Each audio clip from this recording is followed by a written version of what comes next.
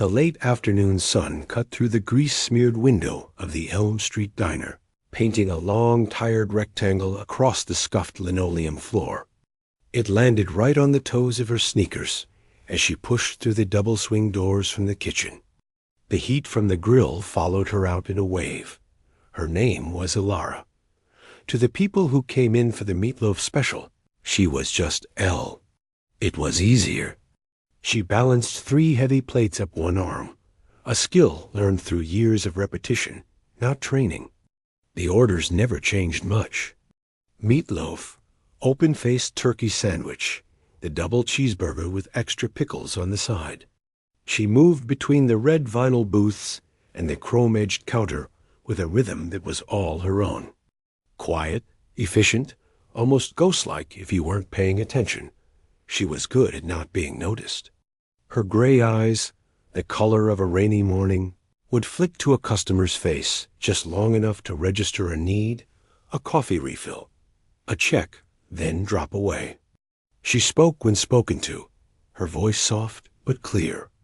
More ketchup? Sure thing. Apple pies fresh today. It was a script. It kept the world at a comfortable, arm's-length distance. The diner was a world of its own. There was old man Jerry, who sat at the far end of the counter every day from 2 to 4, nursing a single cup of black coffee and working through a worn book of crossword puzzles. There were the 2 construction workers, regulars too, covered in drywall dust, who always argued good-naturedly about baseball. Frank, the owner, was a large, kind man with a permanent worry line between his eyebrows. He was always in the back, doing the books or out front, polishing the same spot on the counter, his mind clearly on numbers that didn't add up. And then there was the piano. It sat in the corner by the big window, opposite the jukebox that nobody used anymore.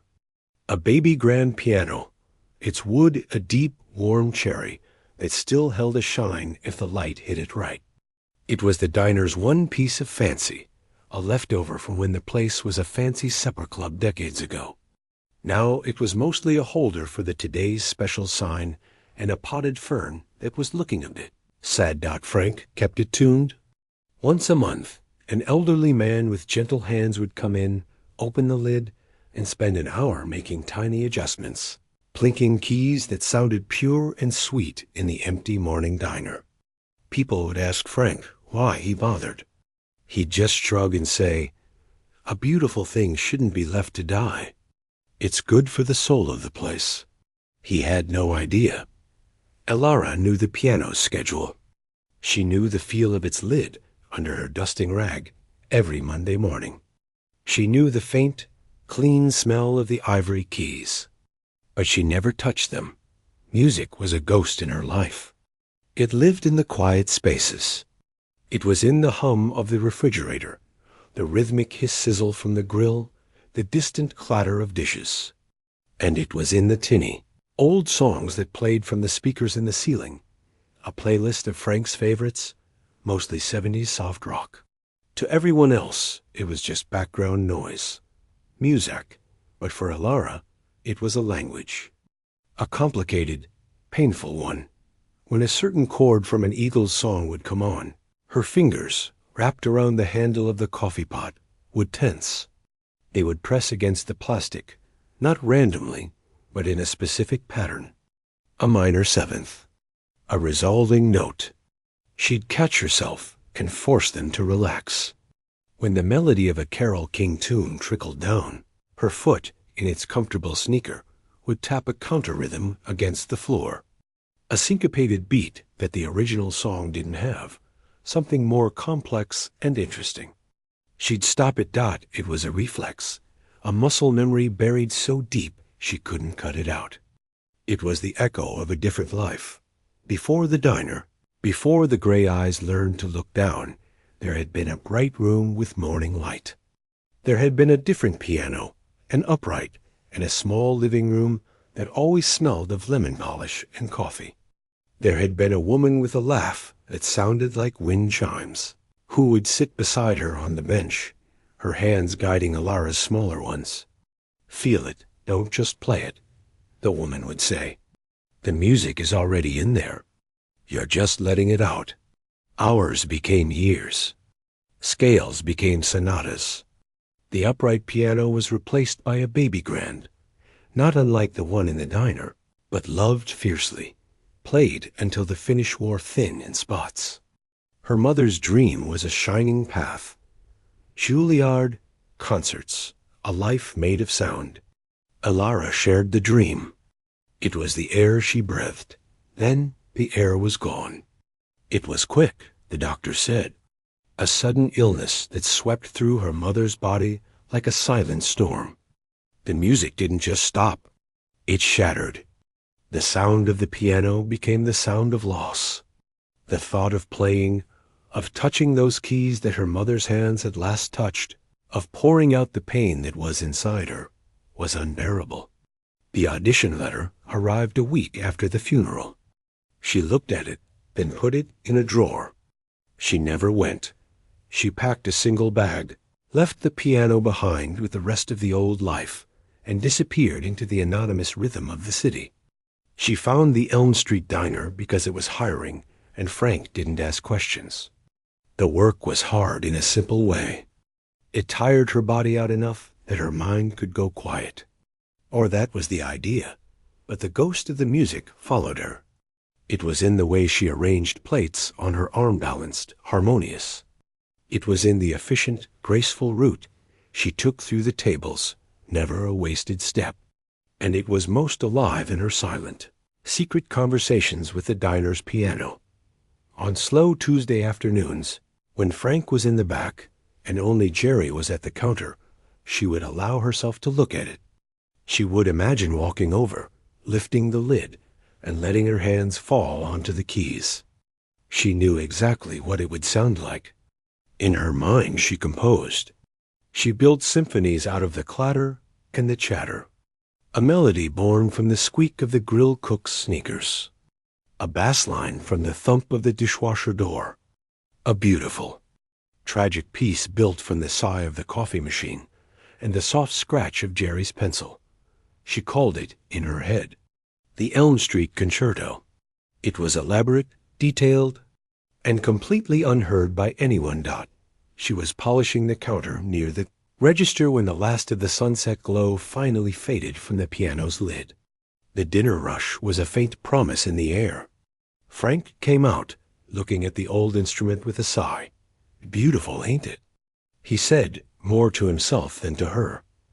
"It is," Elara said softly, not looking up from her polishing. "Shame it just sits there," Frank mused. "My wife, she used to play. Just simple stuff. Happy birthday, that sort of thing. Filled the place up nice." He trailed off, the memory making him smile, then frown. "Maybe I should sell it. Get a nice big freezer or something."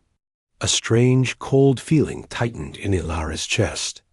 The idea of the piano leaving, of going to some stranger's house to be ignored, or worse, to be destroyed, felt like a second loss.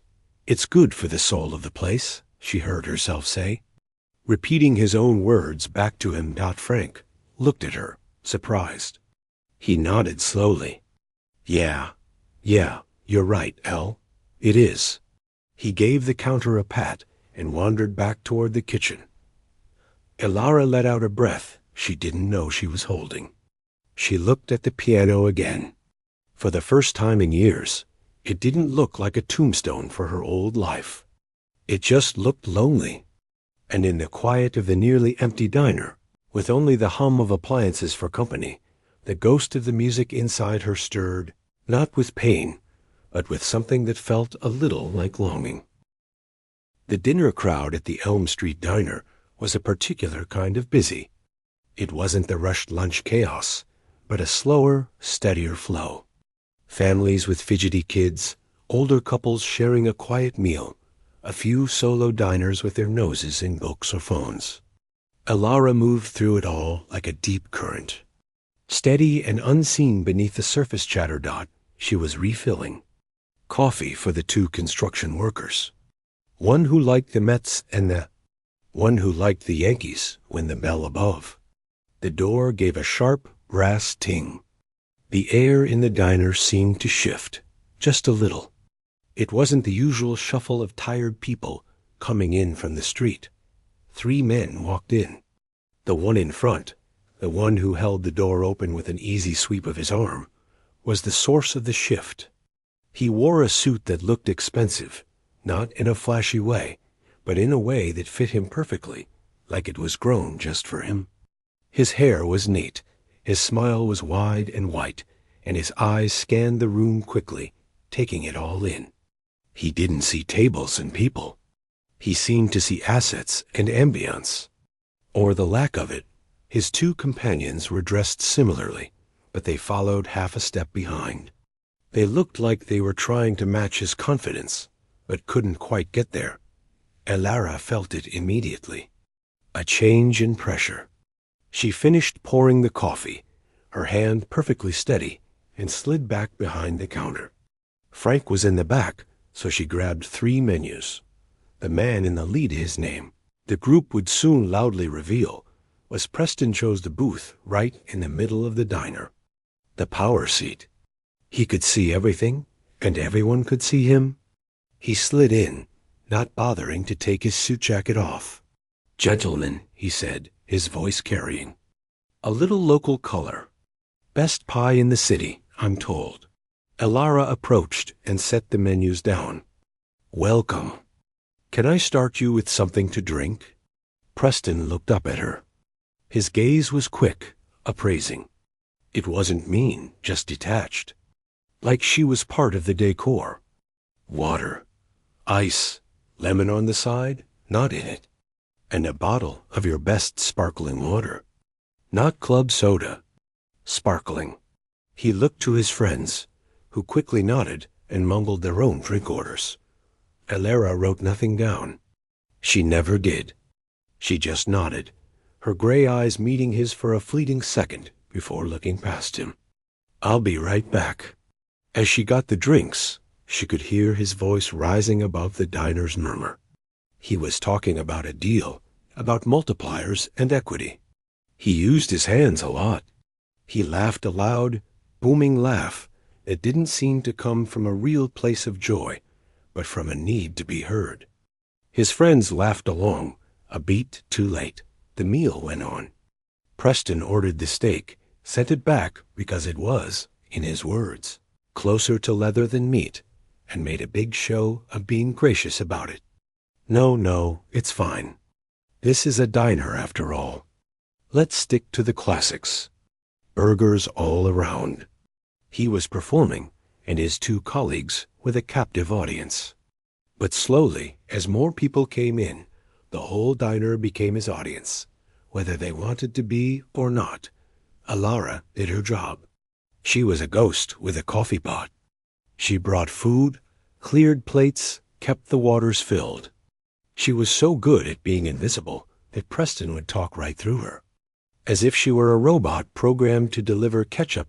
Then, during a lull in his own story, Preston's eyes landed on the piano in the corner. He squinted, as if noticing a famous painting in a subway station. "Well, would you look at that?" he said, his voice rising to include the whole booth, and by extension, the surrounding tables. "A real baby grand. In a place like this. That's a statement piece." One of his friends, a younger man with nervous eyes, chimed in. "Probably just for show. Can't imagine anyone plays it." Preston kept looking at it. A slow, idea-forming smile spread across his face. He snapped his fingers twice, sharp cracks in the air. It was the sound you might make to call a dog. Elara was wiping down a nearby empty booth. She knew the snaps were for her. Everyone knew. She straightened up and walked over, the damp rag still in her hand. "Sir?" "Your piano," Preston said, gesturing with his chin. "Do people play? Live music nights? Anything?" Elara's throat felt tight. "No, sir. It's decorative. Decorative." Preston laughed, looking at his friends. "A magnificent instrument like that, and it's a glorified shelf for a dying plant?" That's a crime against art. He turned his full attention back to Ilara. His expression was cheerful, challenging. You work here. You must know how to play a little, right? Everyone who works around a piano picks up something. Chopsticks? Heart and soul? Come on, give us a tune. Something lively. Set a mood for the place. A cold flush spread from Ilara's chest up to her cheeks. The rag in her hand was twisted tight. I don't play, sir. It's not for staff use. Nonsense. Preston's voice was louder now, projecting. He was enjoying this. It was a break from talking about money, a little live entertainment. I bet you do. I bet you tinker on it when the boss isn't looking. Everyone does. What's the rule? All waitresses and diners with pianos must know at least one show tune? Is that a union thing? His friends chuckled nervously. People in other booths had stopped talking. Old man Jerry put his pencil down. The two construction workers swiveled on their stools to watch. Ilara stood very still. Really, I don't. The owner, he prefers it's not touched. Frank. Preston called out, as if summoning a butler. Frank had just emerged from the kitchen, his face pale. He hurried over, wiping his hands on his apron. Everything all right here, folks? Frank, is it? Preston said, all charm. We were just admiring your beautiful piano. We were encouraging your young waitress here to grace us with a song. She says you have a rule against it. Frank looked from Preston's smug face to Ilara's rigid one. He saw the humiliation there, the quiet panic. He knew Ilara, knew she was quiet, knew she did her job and caused no trouble. Well, Frank started, his voice gentle. It's a fine instrument, but it's really more of a, a family heirloom sort of thing. We don't really, see? Preston said, cutting him off. He wasn't talking to Frank anymore. He was addressing the room. This is what's wrong. Beauty locked away. Talent going to waste. A piece of art like that, just sitting there gathering dust while we all sit here in silence, chewing our food.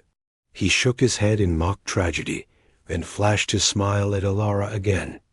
Come on, be a sport. Play something, anything. Prove me wrong.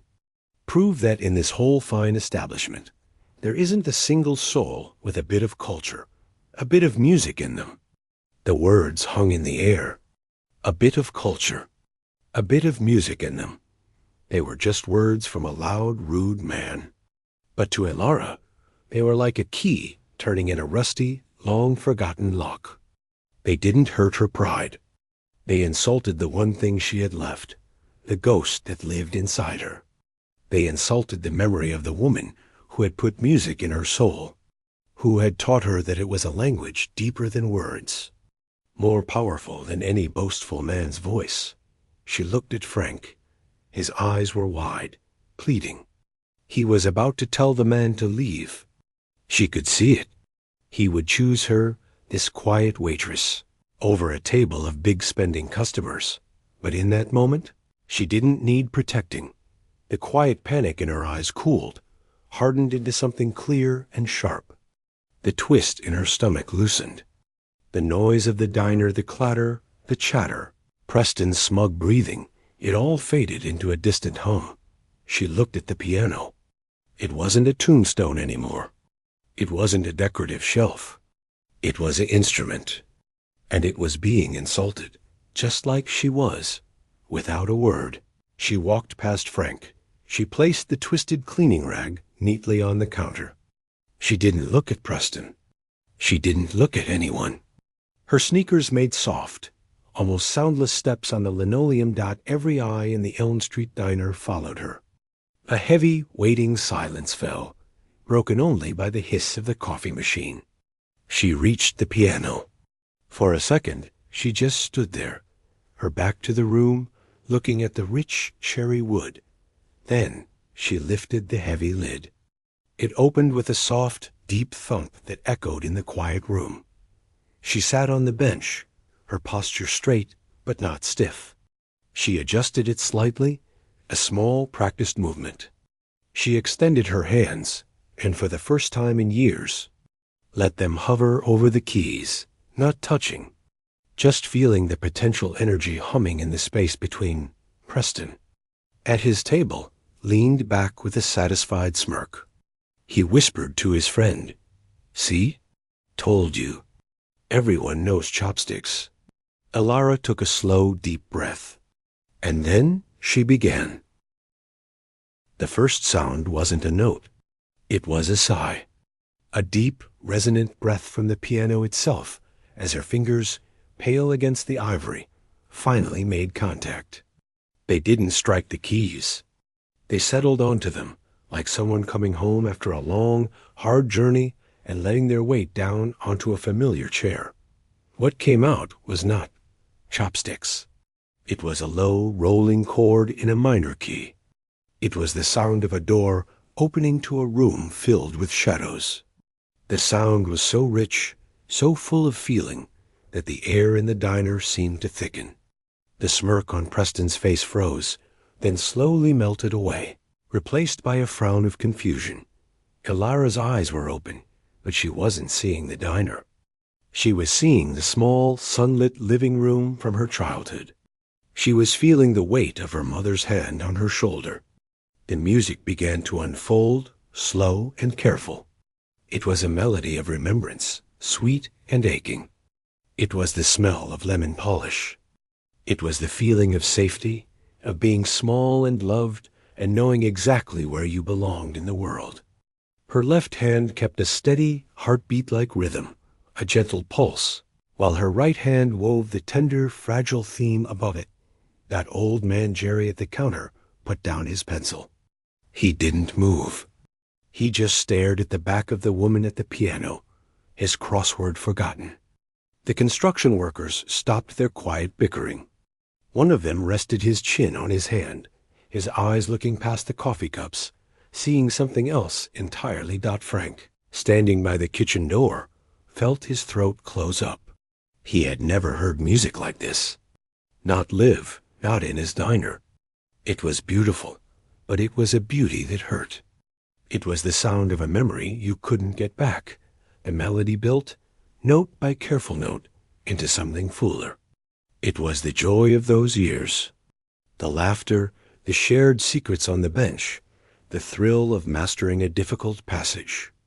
The music swelled, and for a moment it was bright and hopeful, soaring up into the higher keys like sunlight through a window.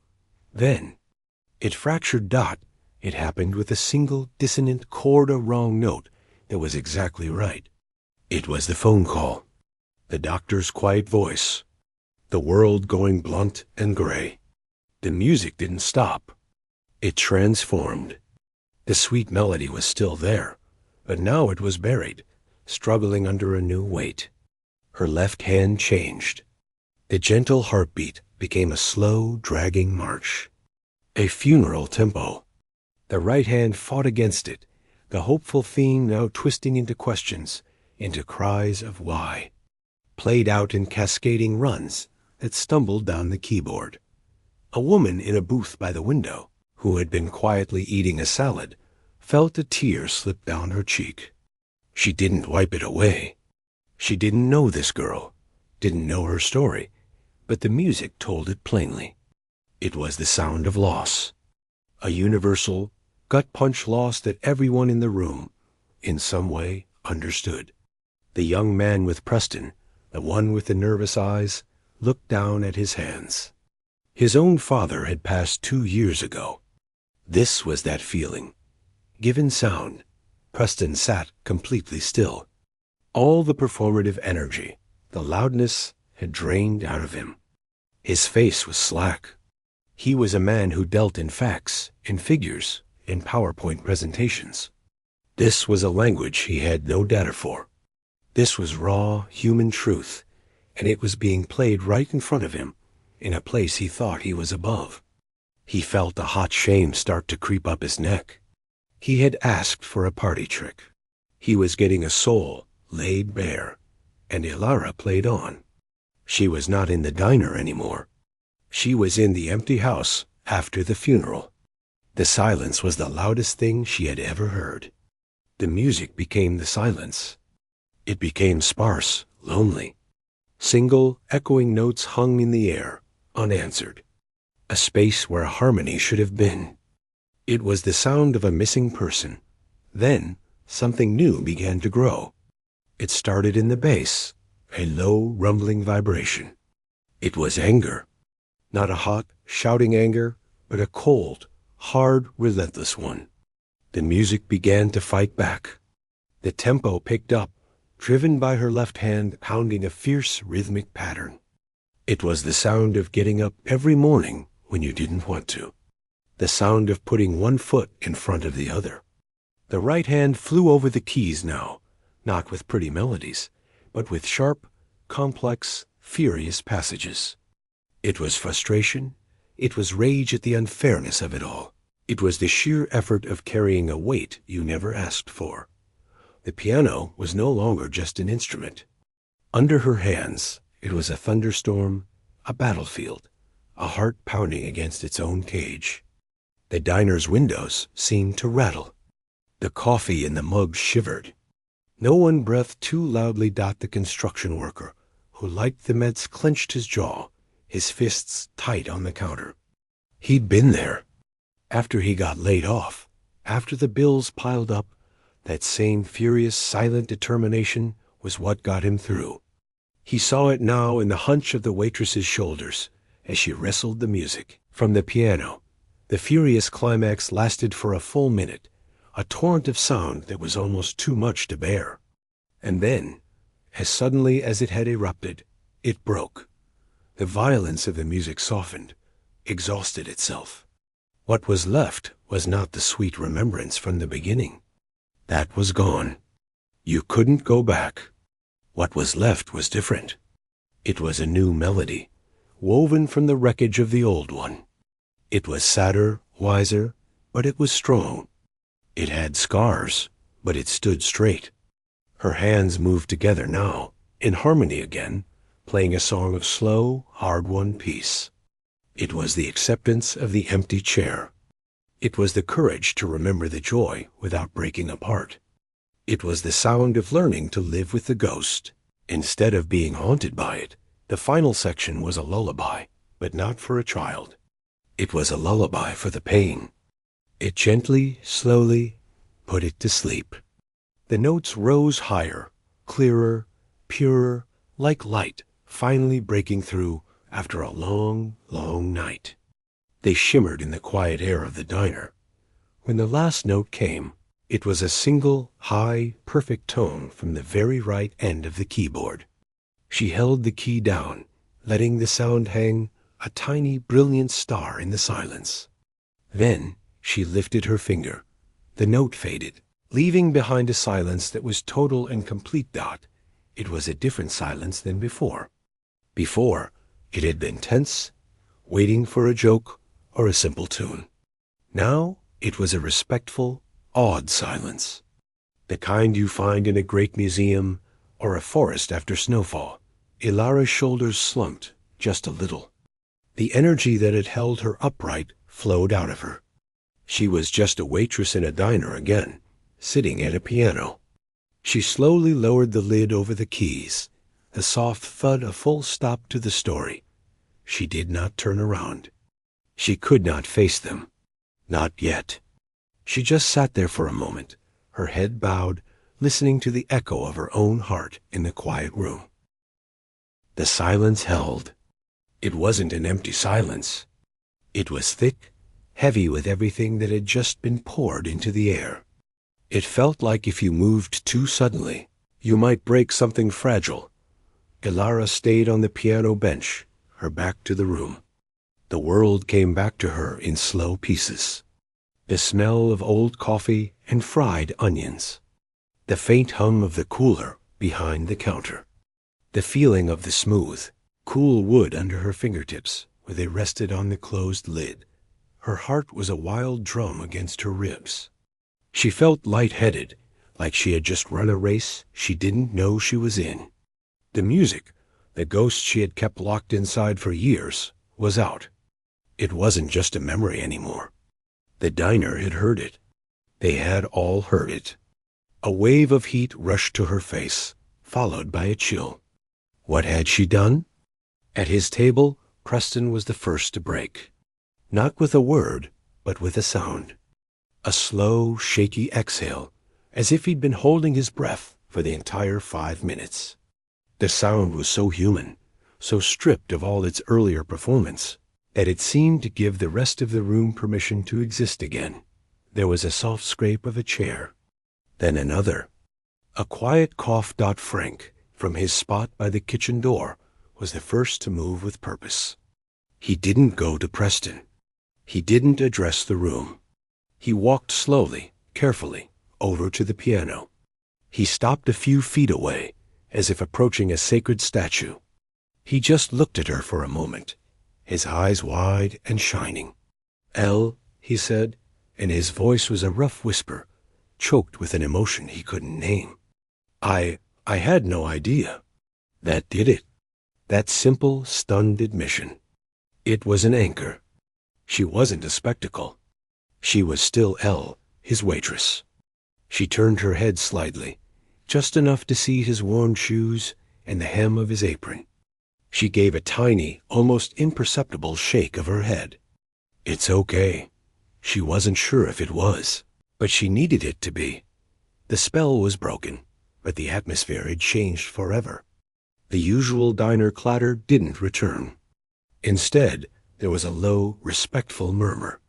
People spoke in hushed tones, like in a library. The woman who had been crying openly wiped her cheeks with a napkin, a small, embarrassed smile on her face. She caught the eye of the construction worker at the counter, who gave her a solemn, understanding nod. A connection, brief and wordless, forged by the shared experience of the music. Preston finally moved. He pushed his chair back, the legs squeaking on the floor. The sound was too loud in the quiet room. Everyone glanced his way. He stood up, but the confident, expansive posture was gone. He looked smaller inside his expensive suit.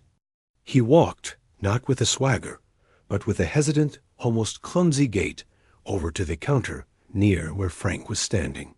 He wasn't looking at Alara directly. He was looking at the space beside her. He cleared his throat. It sounded dry. He started, then stopped. He tried again, his voice lower, stripped of its boom. That was, I have never heard anything like that. He wasn't speaking to entertain an audience now. The words were for her, and they stumbled out, awkward and genuine. I don't know what that was. A sonata? Something you wrote? Alara didn't answer. She kept her head down. It was like a whole life, Preston mumbled, more to himself than to her. He was a man who summarized billion-dollar deals in 3 bullet points, and he had no vocabulary for this. I am so sorry. For before. That was. I was out of line. Frank shifted his weight, objectively, closer to Alara. He gave Preston a hard look, but the anger wasn't there anymore. The man just looked deflated, humbled. Finally, Alara moved. She stood up from the bench. Her legs felt a little unsteady. She turned around, but her eyes didn't rise to meet Preston's. They looked past him at the worn linoleum.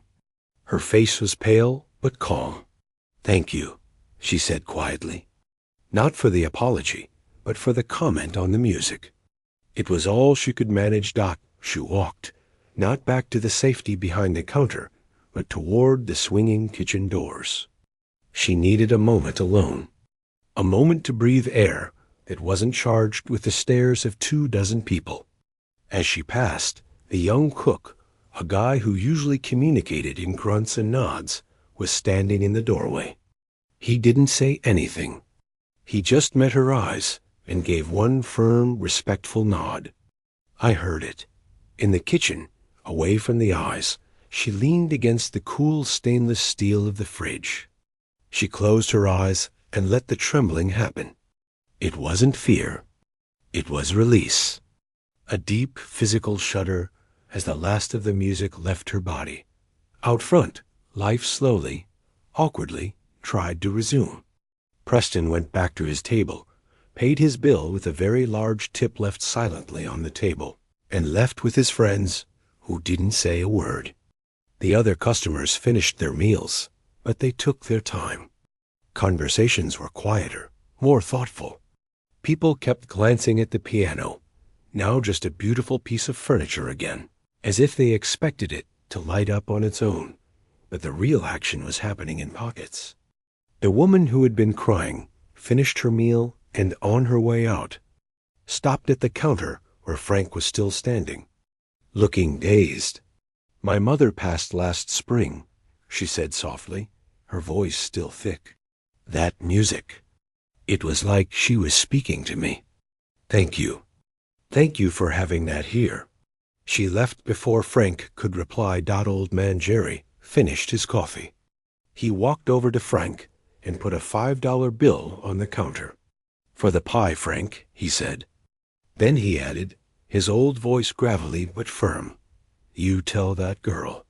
You tell her that was the truest thing I've heard in 20 years." The construction workers left, but not before one of them slapped a hand on Frank's shoulder. "You've got a national treasure here, boss. Don't let her get away." Then there was the young man, the one who had been with Preston, the nervous one. He had lingered after his group left. He approached Frank, looking deeply uncomfortable. "Sir?" He said, I work with Preston. In finance. But my sister, she's a composer. For real. She went to school for it." He fumbled in his pocket and pulled out his phone. "Do you think, would it be okay if I gave you my number? For her, I mean. Not for business, just if your waitress ever wanted to talk to someone who might understand what that was, I could connect them. No strings." Frank, overwhelmed, just took the number, scribbling it on a spare ordered ticket. When the dinner crowd finally thinned, Elara pushed back through the doors. The diner was almost empty. She picked up her cleaning rag from where she'd left it. It felt familiar, real. She started wiping down the booth. Preston had sat in. Frank watched her for a minute. Then he walked over, holding the order ticket with the phone number. He said. His voice was gentle. "A lot of folks.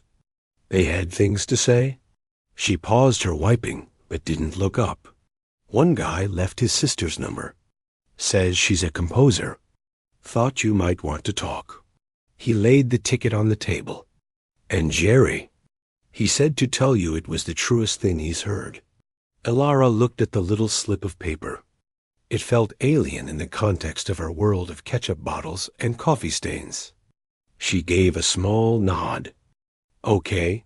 Frank rubbed the back of his neck. "Look, the piano. It's not a decoration. Not anymore. Not after that. If you ever, I mean, when it's quiet, if you ever want to play it, for real, it's yours." This time she looked at him. Her gray eyes were tired, but clear. "Thank you, Frank." He nodded, his worry lying deep. "You sure you're all right?" She managed a small, real smile. It was a rare thing. "I think I am." She finished cleaning the booth. The diner was closing. As she went about her closing duties filling the salt shakers, wiping down the counter, her eyes kept drifting to the piano in the corner. It didn't look lonely anymore. It looked like it was waiting. Not demanding, just patiently waiting. And for the first time in a very, very long time, the thought of playing it again didn't feel like opening a tune. It felt like maybe, just maybe, she could visit a friend. The quiet that settled over the Elm Street diner after closing time was different than before. It wasn't the empty quiet of a place just waiting for the next day's noise. It was a thoughtful quiet, a respectful one, as if the walls themselves were holding on to the echoes of the music, Ilara finished her work. She swept the floor, the soft bristles whispering against the linoleum. She wiped down the last tables. Every movement was familiar, a ritual that usually let her mind go blank. But tonight, her mind wasn't blank. It was humming a soft, steady vibration, like the aftermath of a bell being struck. She felt raw, exposed, but under the rawness, there was a strange new solidity. It was as if a storm that had been raging inside her for years had finally broken, and now, in the wreckage, she was still standing. Tired, but standing. Frank locked the front door with a heavy thunk. He stood there for a second, his back to her, looking out at the dark street. Then he turned, his hands in his pockets. "You heading out, Elle?" he asked, his voice softer than usual. "In a minute," she said.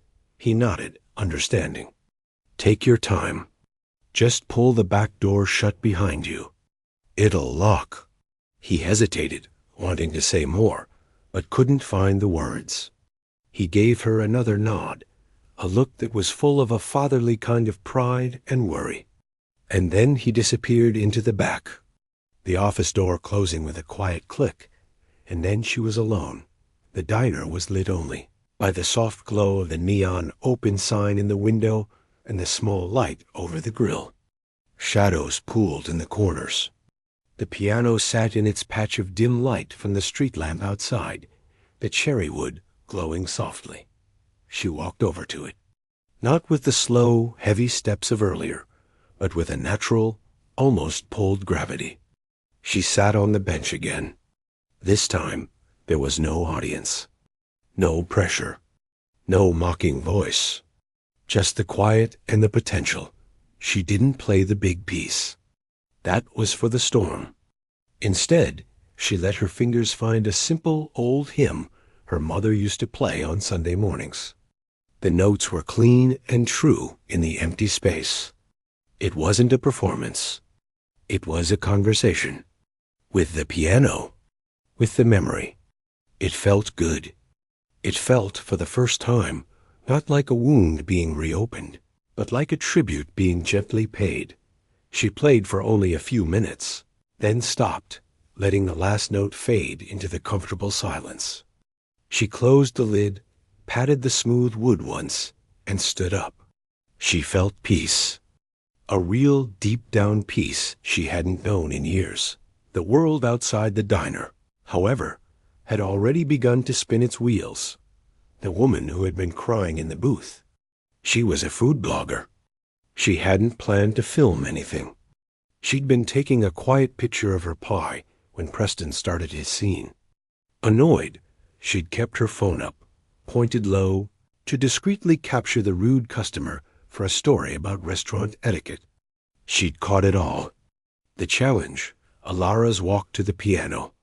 And then, almost by accident, she'd captured the entire performance.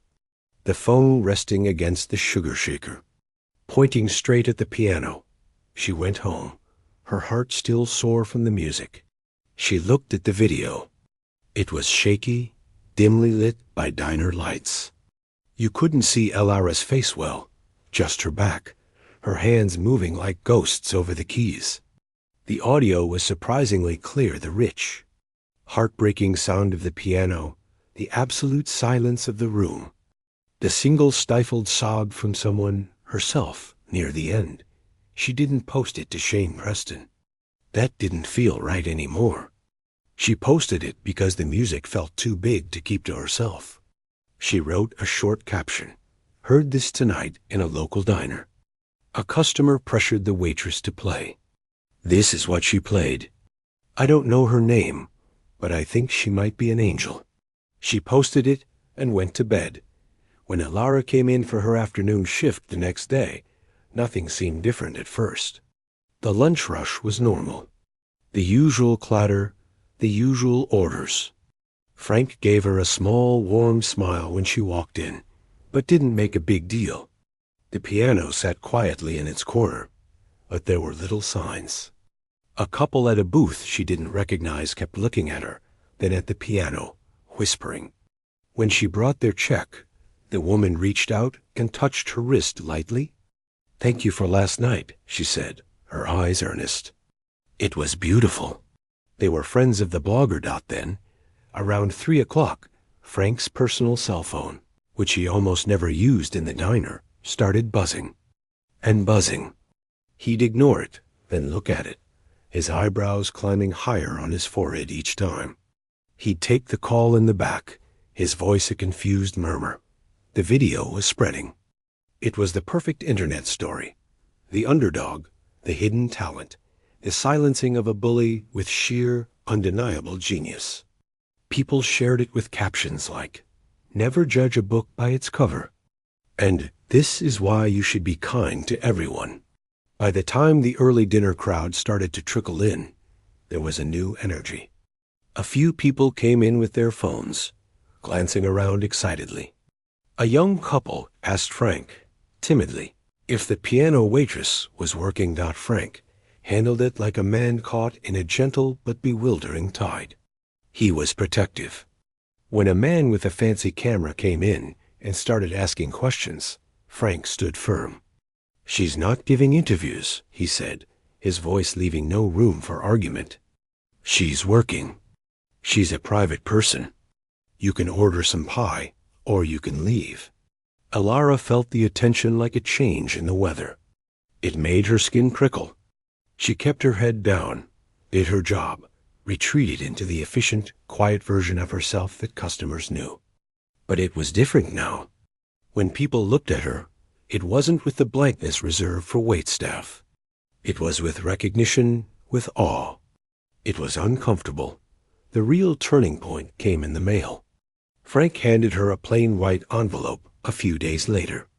The return address was from a university music department in another state. Inside was a letter from a professor, a noted composer. His granddaughter had shown him the video. The letter was not an offer of fame. It was not a record deal.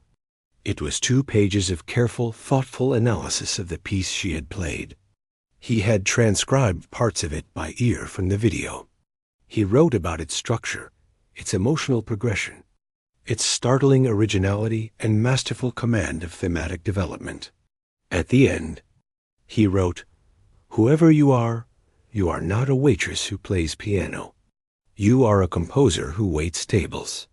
If you ever wish to explore this gift in a more formal setting, my door is open. No expectations. Just an old man who believes the world needs to hear more from voices like yours." She held the letter in her hand, the paper trembling slightly. This was different from the buzz online. This was someone speaking her language. The ghost's language. He had heard the music, not just the story around it. That night, after closing, she sat at the piano again. Frank had started leaving a small lamp on near it for her. She opened the letter beside her on the bench and read it once more. Then she looked at the order ticket with the phone number from the nervous young man's sister. She took a deep breath. She didn't call anyone. Not yet. Instead, she began to play. A new melody. It was tentative at first, searching. It wasn't about the past. It was about now. The quiet after the storm. The warmth of the lamp on the wood. The kindness in Frank's eyes. The unexpected letter from a stranger. It was a melody of gentle curiosity. Of a door cracking open, not slamming shut. She played.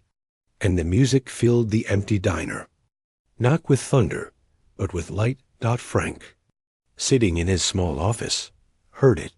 He stopped counting the day's receipts and just listened. A slow smile spread across his face. It was going to be okay. She was going to be okay. Maybe even more than okay. The next day, Alara came to work as usual. She tied her apron. She filled the coffee pots. She took orders. She was still Elle, the waitress, but something had shifted. She would sometimes catch the eye of a customer and offer a small, real smile, not just a polite one. She moved with the same quiet efficiency, but the weight on her shoulders was gone. The ghost was no longer a burden she carried. It was a companion, finally at peace. And on slow Tuesday afternoons, when the light was just right, Frank would sometimes nod to her, and she would walk over to the piano, lift the lid, and play. Sometimes it was a fragment of something new. Sometimes it was an old tune. The customers would fall into a happy, attentive silence, savoring their pie and the private concert. The internet storm would eventually calm down. New videos would take its place. But the masterpiece had done its silent work. It had freed her. It had changed a small corner of the world. The piano in the Elm Street diner was no longer decorative. It was alive. And so, finally, was she.